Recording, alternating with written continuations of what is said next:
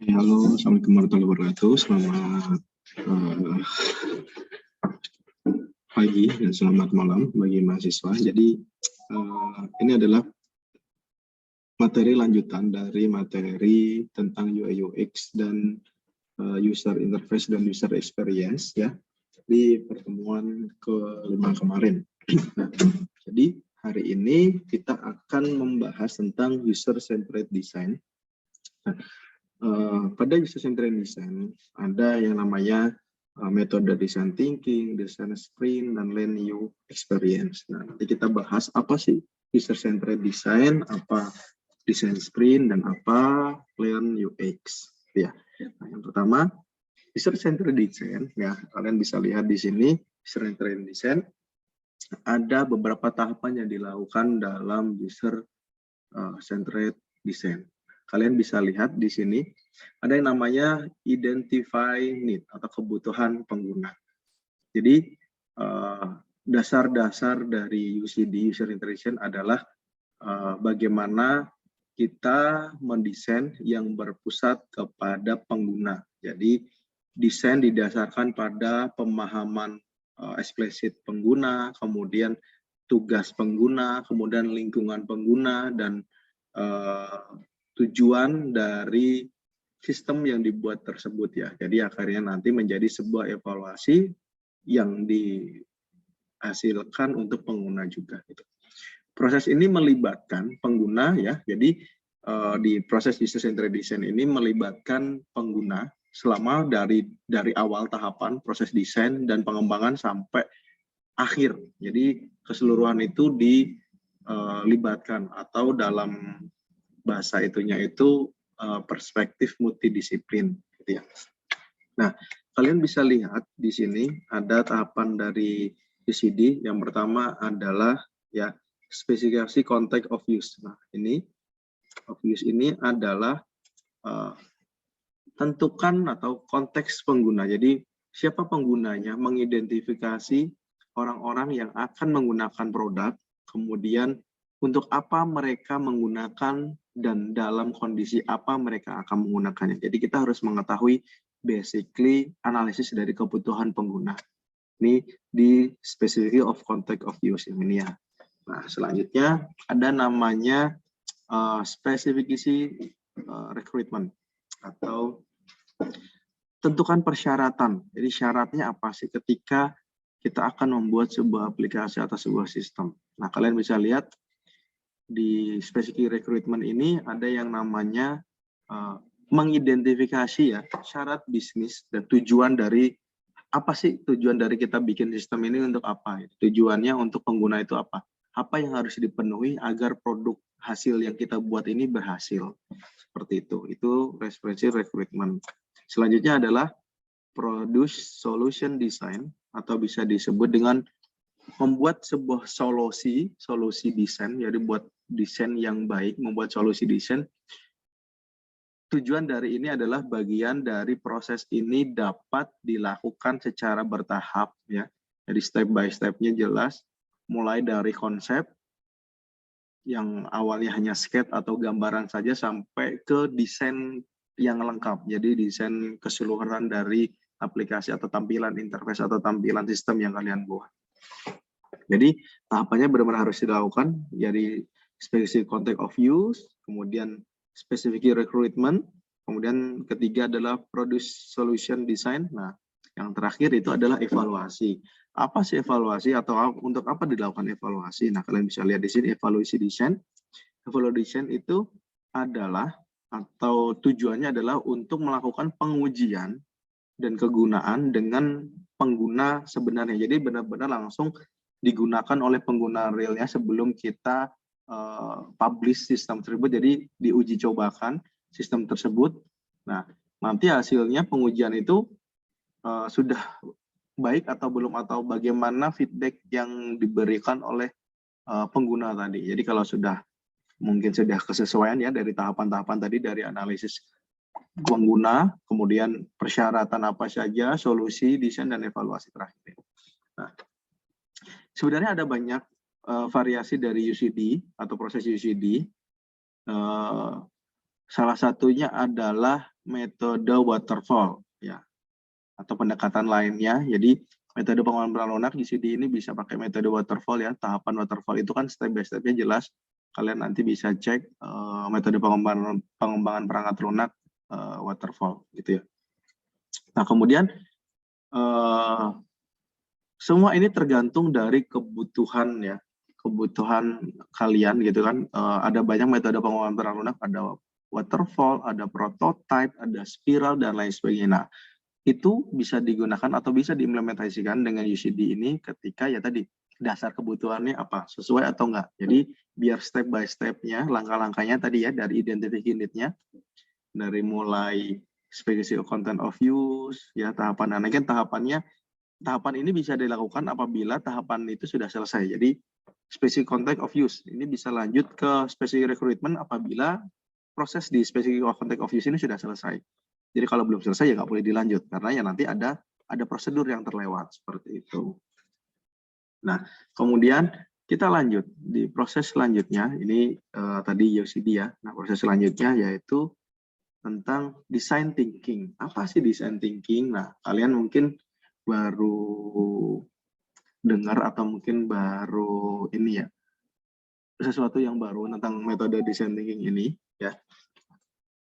Design thinking kalian bisa lihat ini kalau saya artikan bahwa design thinking itu apa sih? Design thinking itu adalah sebuah proses yang berulang. Jadi kegiatan yang berulang di mana kita berusaha memahami pengguna. Jadi mencoba melakukan sesuatu hal yang baru dan mendefinisikan kembali masalah dalam upaya mengidentifikasi strategi dan solusi alternatif yang mungkin tidak langsung terlihat dengan tingkat awal pemahaman. Karena gini, ketika sistem diimplementasikan biasanya ada namanya evaluasi. Nah, evaluasi itu dasar dari kebutuhan tadi. Bisa jadi ada yang sesuai, ada yang tidak sesuai, mungkin ada yang perlu ditambahkan atau yang dikurangi. Nah, itu basicnya ya, sebelum mengalami proses dari prosedur design thinking ini. Design thinking ini itu menyediakan pendekatan berbasis solusi untuk menyelesaikan masalah. Jadi ada 5 tahapan di dalam design thinking. Tapi design thinking ini ya berpusat di sekitar minat yang dalam pengembangan pemahaman orang menjadi tujuan perancangan produk dan layanan. Nah, hal ini membantu kita, jadi kita bisa mengamati dan mengembangkan ya empati. Empati itu bisa jadi kayak feeling gitu ya, dengan target pengguna.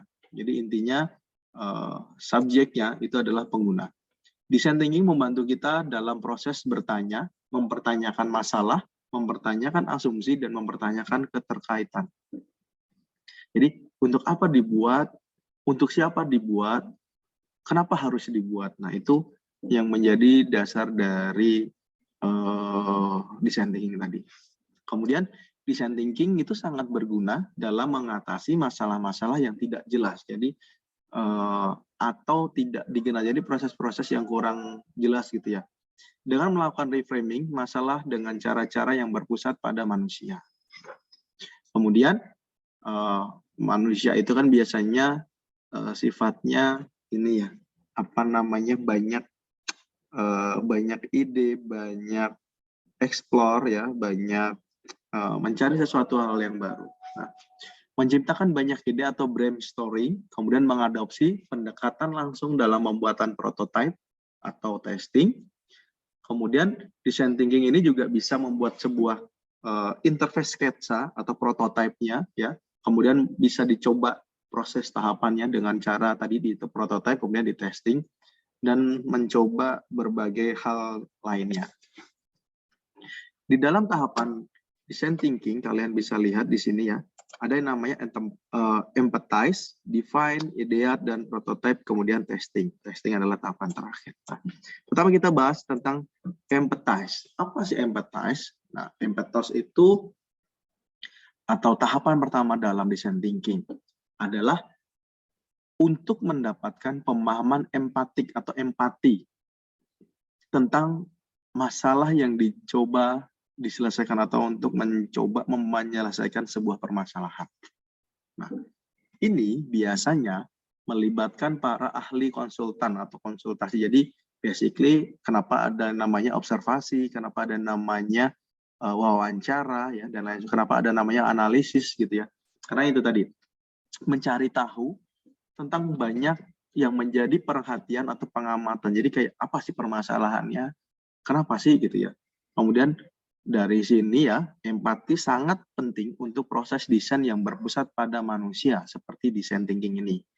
Kemudian dan empati memungkinkan pemikir desain untuk mengesampingkan asumsi mereka sendiri tentang dunia untuk mendapatkan wawasan tentang pengguna dan kebutuhan mereka. Jadi di dalam interaksi dengan komputer saya selalu menekankan bahwa kita harus berpikir sebagai pengguna, bukan pembuat. Karena apa? Desain yang kita bikin, interface yang kita bikin, sistem yang kita bikin, fungsinya apa? Fungsinya adalah untuk pengguna atau untuk orang lain. Jadi kita juga harus mengerti apa dasar dan kebutuhan dari orang tersebut. Gitu. Nah, kemudian selanjutnya ada namanya define. Ya. Apa sih define itu nih? Define itu adalah tahap di mana kita harus mengumpulkan informasi yang telah kita buat dan telah kita umpulkan dari tadi ya, dari yang empathize tadi. Kemudian kita menganalisis nih, atau kita mengamati dan menentukan apa sih permasalahan dari proses empathize yang awal tadi. Kemudian kita juga harus bisa mengidentifikasi masalah sebagai pernyataan masalah dengan cara yang berpusat pada manusia. Jadi sebenarnya apa permasalahan pada pengguna tersebut.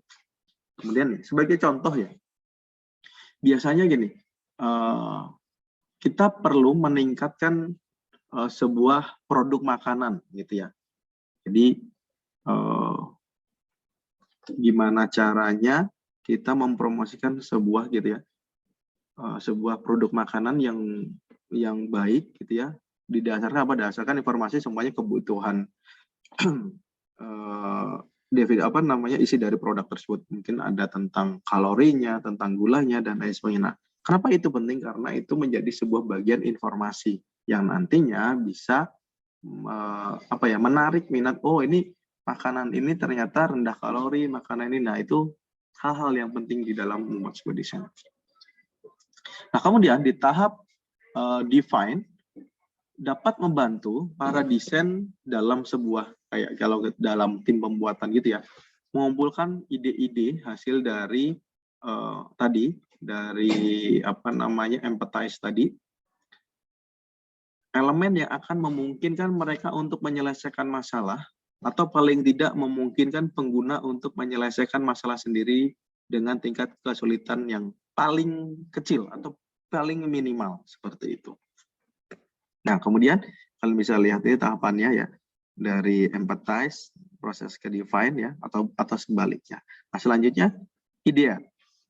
Ideat adalah tahapan ketiga dari proses design thinking, di mana desainer atau pembuat baik itu interface atau experience tadi ya, siap untuk memulai menghasilkan sebuah ide berdasarkan dari hasil tahapan empathize dan define tadi, berdasarkan kebutuhan tadi. Nah, kemudian ketika kita telah menganalisis dan mensintesis ya, jadi kayak bisa menjabarkan apa yang didapat dari analisis tadi dengan mengidentifikasi solusi yang baru. Oh, kira-kira ini kayaknya butuh terobosan, oh kayaknya butuh sesuatu yang lebih menarik gitu ya, yang dapat mencari alternatif dan melihat permasalahan yang ada gitu. Nah, ada ratusan teknik ya, idea seperti brainstorm, brainwright ya, what possible idea, dan scramper ya, sesi brainstorm atau word possible idea biasanya digunakan untuk merangsang pemikiran bebas dan untuk memperluas ruang masalah. Jadi ya kalian boleh explore, boleh bebas berekspresi atau punya berexperience ya, tadi ya. Dan kita harus bisa memilih beberapa teknik pemikiran atau ide lain dari fase perancangan dalam tahap ideated ini ya. Yang tujuannya apa? Untuk memecahkan masalah atau menyediakan elemen-elemen yang diperlukan untuk menghindari permasalahan tersebut. Ya, ini di ideate ini. Kalian bisa lihat ada panah dari empathize, bisa di akhir ya di sini. Empathize bisa ke langsung uji testing ini dapat feedback kembali ke empathize gitu. Ideate dan prototype. Nah, hasil dari ideate kalian bisa lihat ini, ideate ini gambar ini ya, ideate. Nah, ke prototype. Atau apa sih prototype? Prototype ini adalah tahapan keempat. Empathize sudah dilakukan, define sudah dilakukan, ideate sudah dilakukan. Nah, selanjutnya adalah prototype. Prototype adalah tahapan keempat, yaitu sebuah evaluasi ya, evaluasi. Jadi implementasi dari tadi, dari proses di ideate tadi ya. Prototipe dapat dibagi dan diuji dalam tim untuk proses pembuatannya. Jadi bagaimana kita mengidentifikasi solusi terbaik ya untuk setiap masalah yang diidentifikasi, kemudian mengimplementasikan dalam prototipe. Jadi step by step-nya dari mereka tahap akhir dari desain itu ya. Jadi kayak gimana tim bisa mendesain atau kita sebagai desainer bisa mendesain sebuah sistem atau sebuah interface yang memiliki gagasan atau tugas yang lebih baik tentang proses yang sudah berjalan tadi ya. Kayak melekat produknya seperti apa, pemilihan pandangan yang lebih jelas tentang bagaimana pengguna yang sebenarnya akan berperilaku, berpikir, kemudian merasakan ketika interaksi dengan akhir produk tersebut. Jadi prototype ini udah mulai membuat perancangan di akhirnya. Jadi nanti ada namanya use flow dan lain sebagainya di sini. Nah, selanjutnya dari prototype ya, dari ide tadi ya, kemudian lanjut ke testing. Nah, testing adalah tes ini adalah tahapan terakhir, yaitu tahapan di mana kita melakukan pengujian hasil dari prototype tadi yang kita buat. Prototype itu kan bisa berupa rancangan ya, rancangan yang hampir menyerupai yang sebenarnya gitu ya. Di sini ya, di prototype ini yaitu proses dalam mengevaluasi nanti. Jadi diuji coba, desainer menguji produk ya. Jadi kayak kita mencoba produk lengkap dengan tahapan yang ada di desain thinking tadi ya. Jadi kayak mengidentifikasi kembali satu atau lebih dari permasalahan yang ada di tes tadi, kemudian menginformasi pemahaman pengguna, jadi kondisi pengguna, bagaimana orang berpikir, bagaimana orang berperilaku, dan bagaimana orang merasakan. Ini pengujiannya nih. Apa feedback-nya nantinya, dan berempati. Nah, bahkan selama ini ya, selama fase di tes ini, perubahan dan penyempurnaan dilakukan untuk menyingkirkan solusi masalah dan memperoleh pemahaman sedalam mungkin terhadap produk dan penggunanya. Nah, ini dilakukan uji coba testing ini. Nah, karena ini ada panah ya di atas ini, dari testing ini nanti kita kembali lagi ke empathize. Di sini tujuannya apa? Untuk melakukan evaluasi tadi, untuk menentukan feedback gitu ya. Nah, ini adalah tahapan di model design thinking. Nah, selanjutnya kita akan membahas tentang desain sprint. Ya. Apa sih desain sprint? Nah, desain sprint 2.0 atau 2.0 gitu ya. Ada Monday, Tuesday, Wednesday, Thursday. Jadi tiap hari kita melakukan sebuah progres dalam tahapan desain sprint ini. Nah, kalian bisa, apa sih desain sprint? Desain sprint adalah sebuah kerangka kerja. Jadi yang dikerjakan dalam waktu 5 hari ya dia. Jadi setiap hari itu harus ada progresnya, bahasa kasarnya seperti itu, atau gambarnya seperti itu. Untuk membantu perusahaan membuat sebuah konsep produk atau prototype tadi, atau rancangan tadi ya. Desain sprint dibuat oleh Jack Knapp dari Google Venture pada tahun 2010 kalau nggak salah. Nah, dibutuhkan sebuah komunikasi dan interaksi yang di dalam menjalankan tahapan tadi ya, di desain sprint tadi tujuannya agar kita mampu mengeluarkan berbagai jenis ide. Jadi yang susah itu kadang kita tuh kebiasaannya ide itu muncul di menit-menit akhir, atau kebiasaannya itu tadi, di menit-menit akhir baru kepikiran mau ngapain. Nah, ini makanya sebagai solusi yang harusnya diuji dengan atau kepada calon pengguna. Nah, desain sprint memiliki 5 tahapan ya, di mana dalam satu hari akan terdapat satu tahapan yang dikerjakan. Nah, pertama tahapannya adalah pahami atau understand ya di Monday ya, di Monday ini map atau sketch gitu ya.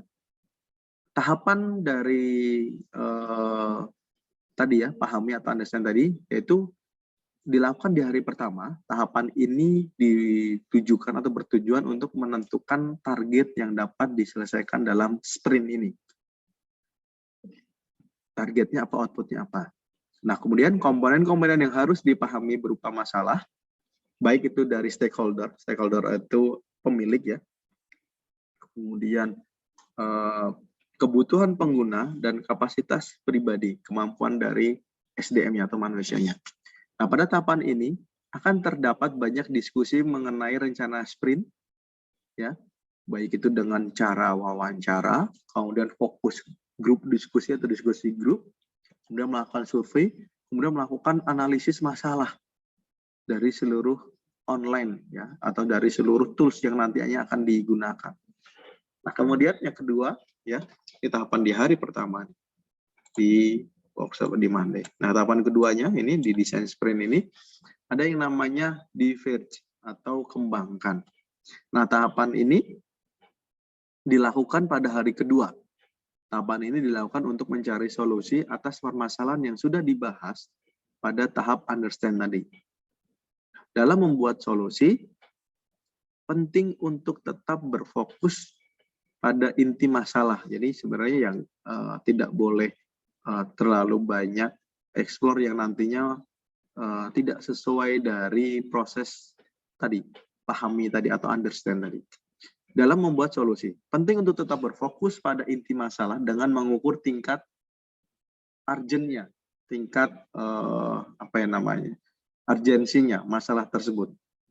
Jadi hal ini yang perlu dipersiapkan oleh user persona yang akan digunakan sebagai validasi pengguna. Jadi user persona ini jadi nanti sampel atau respondennya atau orang yang nanti menguji, gitu ya.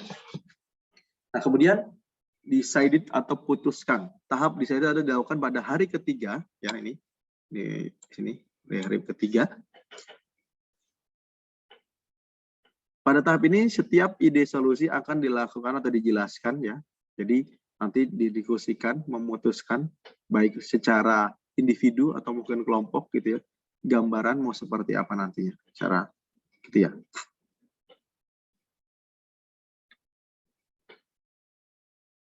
Selanjutnya di tahapan ketiga ini masih ya di prototype ya. Tahapan prototype dilakukan pada hari keempat. Nah, ini sebenarnya ini harusnya kalau di sprint sebelum 2.0 ini prototype itu dilakukan di keempat. Nah, kalau di proses ini ada di ketiga. Tahap ini akan menciptakan sebuah produk mula-mula sebagai tester gitu ya. Tester perlu diperhatikan bahwa penting untuk menekan biaya pembuatannya karena hasil produk di tahap akhir bukanlah hasil akhir. Jadi hasil akhirnya bukan produk yang kita buat, tapi evaluasi dari produk tersebut yang nantinya sudah sesuai belum sama target dari proses bisnisnya. Nah, terakhir, tester atau validasi atau validate. Tahapan ini dilakukan pada hari kalau di desain sprint sebelum 2.0 itu dilakukan di tahap kelima. Kalau di sekarang itu ada di 2.0 ini ada di tahapan keempat. Dilakukan di hasil prototipe ini dibuat dan akan diuji dan dinilai oleh pengguna yang tepat. Pengujian ini harus bersifat objektif, gitu ya, benar-benar karena nantinya kita akan menganalisis dasar dari apakah sistem tersebut sudah sesuai, apakah dari baik interface-nya atau fungsi dan lain sebagainya. Oleh karena itu, pengembang atau developer harus perusahaan tersebut tidak boleh ikut melakukan pengujian. Jadi perusahaan itu nggak boleh ikut nguji karena yang nguji adalah ya calon penggunanya nanti. Kalau pengembang yang nguji ya sama-sama saja gitu kan. Karena kan tujuannya sistem ini digunakan oleh pengguna tadi ya, user tadi. Seperti itu. Nah, ini kita desain sprint. Kemudian terakhir di learn you experience ya. Learn you experience itu apa sih dan ngapain aja sih gitu ya. Kalian bisa lihat di sini tahapan dari learn UX. Di apa ya lisennya? UX itu kalau di pertama kali dikenalkan oleh Jeff good health.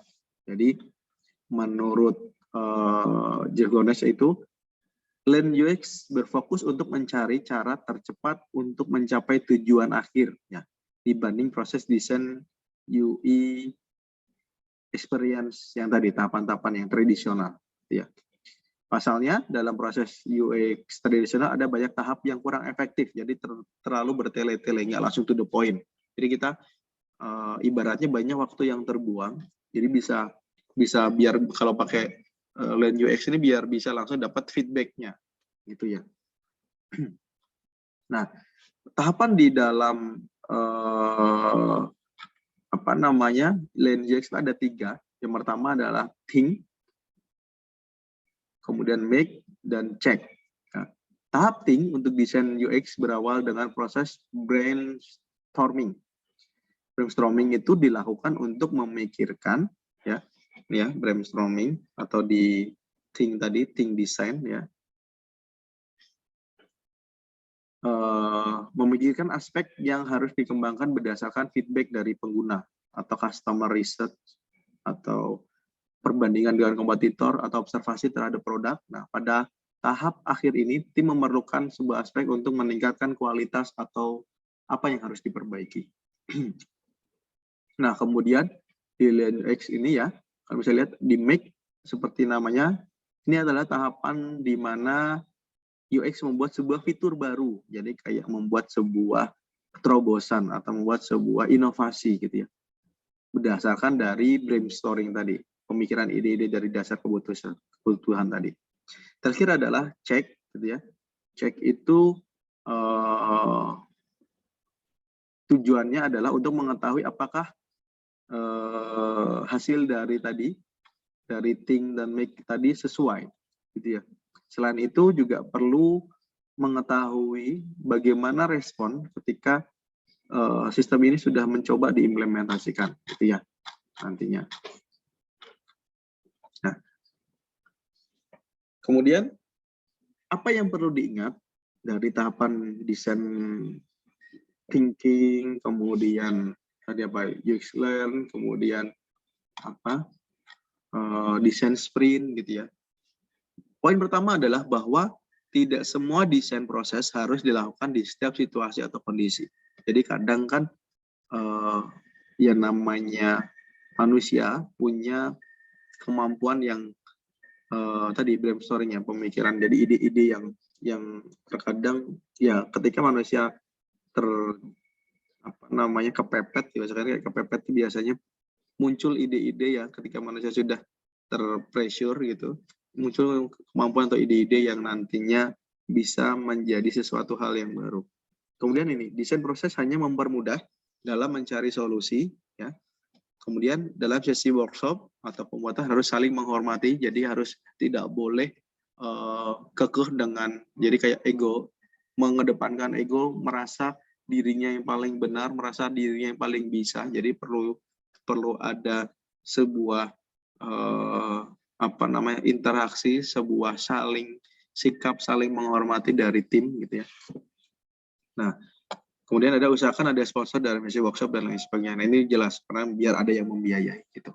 Nah, ini sweet spot area, kalian bisa ada IT, ada bisnis, ada user. Nah, ketiga proses ini sudah pasti tidak bisa terlewatkan karena ini adalah hal yang saat ini dilakukan seperti itu, dan benar-benar yang bisnis, teknologi atau IT, pengguna. Nah, ini 3 hal yang saling berketerkaitan, ya. Tujuannya, ya, saat ini manusia dibantu oleh teknologi untuk apa? Melakukan pencapaian dari sebuah kinerja, ya. Jadi proses output goal-nya apa nanti, gitu ya, win solution-nya apa, seperti itu. Nah, pro tips untuk pemula, jadi nanti minggu depan saya akan kasih, habis ini saya akan kasih sebuah desain, gitu ya, desain dari sebuah interface untuk bisa kalian coba buat atau kalian bisa buat ulang, gitu ya. Jadi di sini ada cari permasalahan sekitarmu, bisa jadi apapun, gali lebih dalam untuk permasalahan yang dihadapi user, buat solusi, desain, kemudian mengevaluasi setiap solusi dengan usability testing, pengujian usability, dan mendokumentasikan setiap proses ditulis di Medium, gitu ya. ulangi-ulangi ya. Jadi benar-benar karena kayak sekarang saya mencoba kalian untuk belajar Figma, ngulik Figma ya, secara basically sesuatu hal yang baru perlu adaptasi, perlu proses gitu ya. Kalian harus banyak terlatih biar nanti ngerti, oh seperti ini caranya, oh seperti ini outputnya dan lain sebagainya gitu ya. Nah, tips dari desain UX pemula atau yang untuk basically untuk standar ini, kalian harus mulai dari meniru ya, melihat contoh-contoh dari aplikasi atau interface, kemudian bikin sebuah desain yang sama persis dari tersebut, kemudian integrasi setiap aturan user interface-nya atau user experience-nya, ulangi terus sampai benar-benar expert, sampai bisa, dan kemudian baru mengeksplor desain-desain yang lain seperti itu. Ya, nanti hal-hal yang tahapan ini yang nantinya bisa lebih diimplementasikan dalam user centered design seperti itu. Mungkin cukup ini saja penjelasan dari saya untuk pertemuan ke-6 ini ya. Semoga nanti kita bisa mencoba langsung implementasi ke Figma dengan sebuah tampilan interface untuk kalian bisa desain ulang dengan model yang sama persis. Mungkin cukup. Terima kasih banyak sudah menyempatkan waktunya. Wassalamualaikum warahmatullahi wabarakatuh.